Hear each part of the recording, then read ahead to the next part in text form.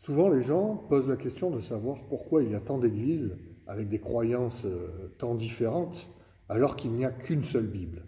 Je crois que la réponse à cette question se trouve justement dans la réponse que nous donnerons à l'autre question qui nous est posée ce trimestre pour l'école du sabbat: comment interpréter les Écritures?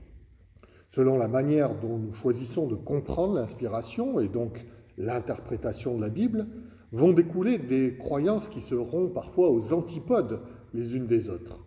Donc aux deux extrêmes. Si vous êtes totalement littéraliste, vous en resterez à ce que le texte dit, ne cherchant pas à savoir ce qu'il veut dire, et encore moins ce qu'il me dit à moi, lecteur du XXIe siècle.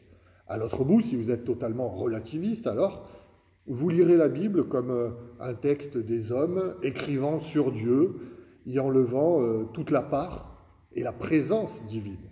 Et vous passerez à côté de la rencontre et de la relation intime avec Dieu.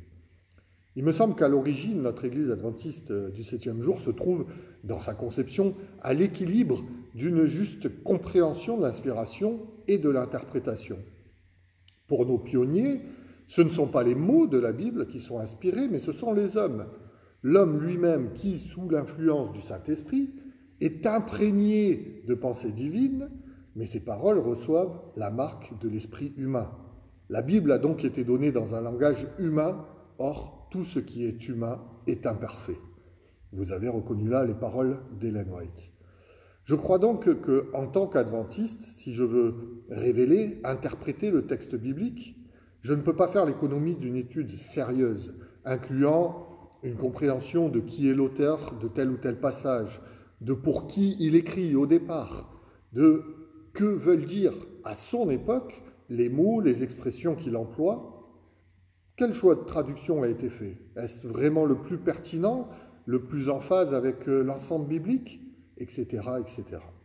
C'est à tout cela que nous appelle notre étude cette semaine et ce trimestre.